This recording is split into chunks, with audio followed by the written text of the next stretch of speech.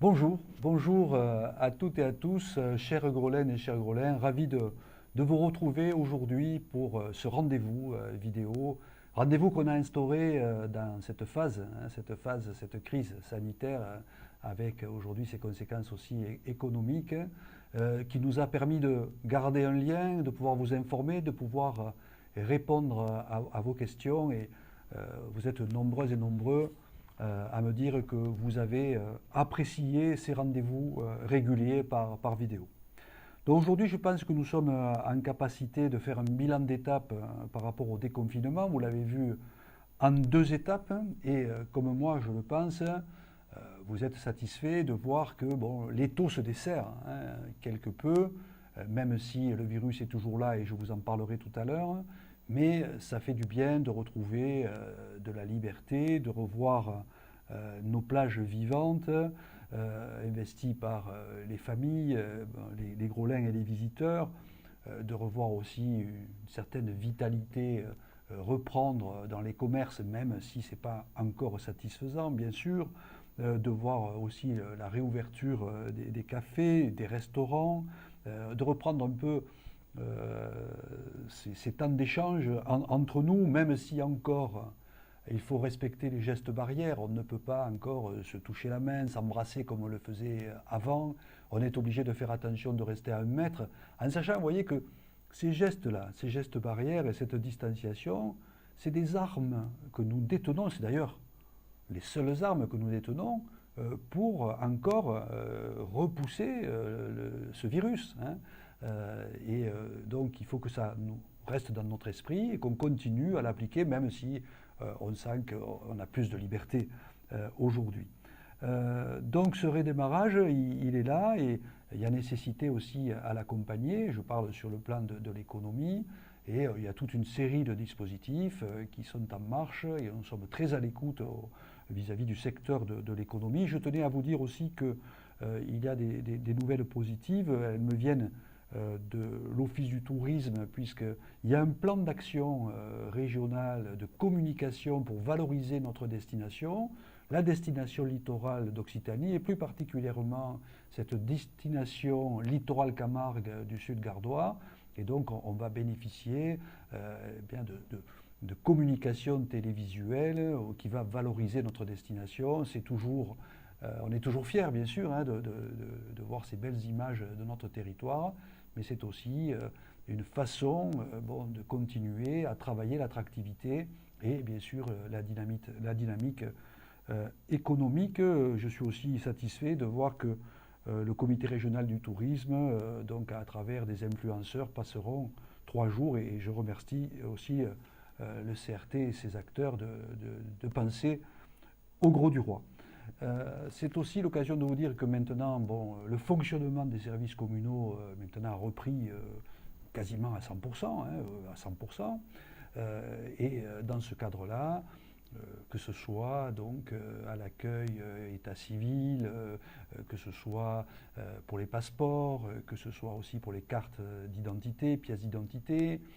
La régie aussi tourne à plein régime pour le passe Grolin, pour les macarons, le macaron hypercentre, pour l'espiguette. Voilà. Donc tout ça reprend de façon normale, avec bien sûr une intensité relativement importante, parce qu'il y a eu un effet de retard là-dessus, et il y a un rattrapage qui s'opère. Je vous remercie de votre patience quelquefois. Et puis je voudrais insister sur la question de l'éducation de nos enfants.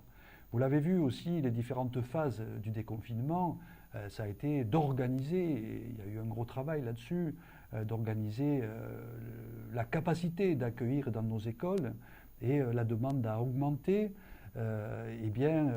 Pour éviter que certains enfants et familles soient dans la difficulté, la collectivité s'est engagée pour compléter l'accueil des enfants dans le cadre, si vous voulez, d'une démarche qui n'est pas simplement une démarche de centre de loisirs, simplement, parce que le lieu c'est le centre de loisirs, mais une démarche éducative avec du contenu éducatif. C'est vraiment un complément et c'est la collectivité qui l'a pris sur ses épaules pour rendre service à ces familles.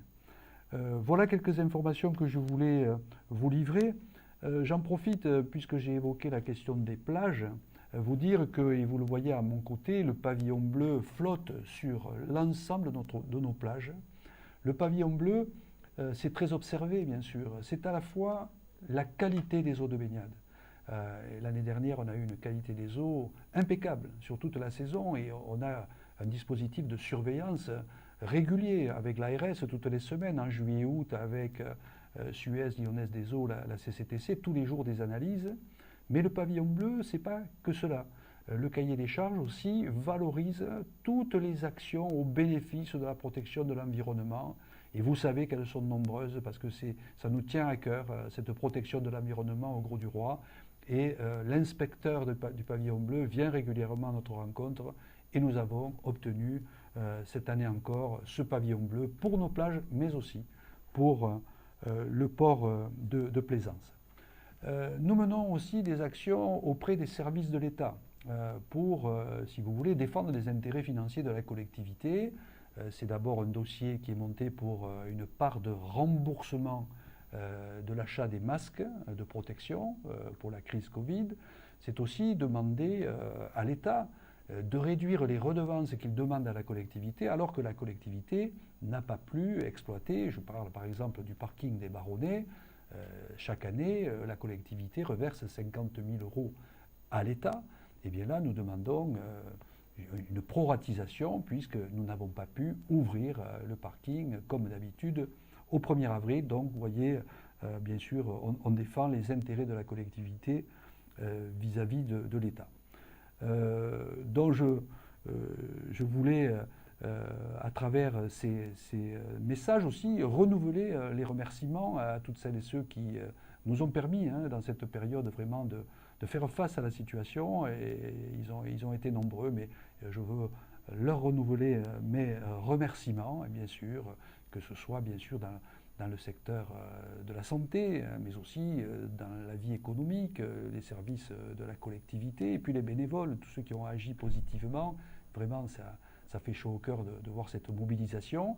Il y a encore, bien sûr, à devoir se mobiliser parce que la crise n'est pas finie. Il y a aussi les conséquences économiques et les conséquences sociales. Et il faut aussi continuer le soutien. Tous les jours, dans les rencontres que nous avons, eh bien, nous sommes mobilisés pour cette question de l'activité économique et de l'emploi sur notre collectivité. C'est bien naturel, bien sûr.